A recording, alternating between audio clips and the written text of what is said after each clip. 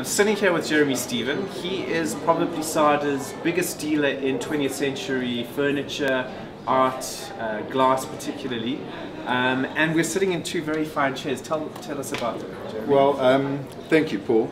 These are called Churner chairs, which is literally the name of the designer, Norman Churner, who designed them in 1957. And they were America's real first attempt to utilize plywood.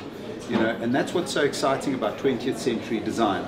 They're great designers using new technological advancements. And during the Second World War, of course, a lot of plywood was used because the strength of it is more than 10 to 20 times of what solid wood was. And Norman, a company called Plycraft that had made many of the aircraft and many of the things during the war, had these large machines to produce plywood.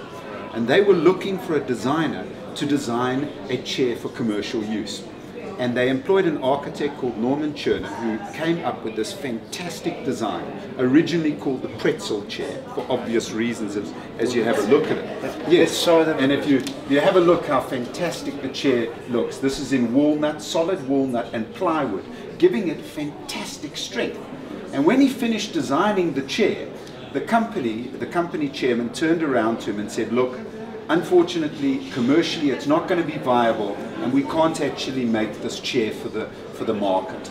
And so he was paid for his time and paid for his design, and that was the end of it as far as he was concerned. 6 months later, he walked past a major department store in Massachusetts, and there he saw his chair. And when he turned the chair over, because he was so dismayed about this, he found a label, and the label said, made by Plycraft, designed by Bernardo. But it was his design, so he sued the company.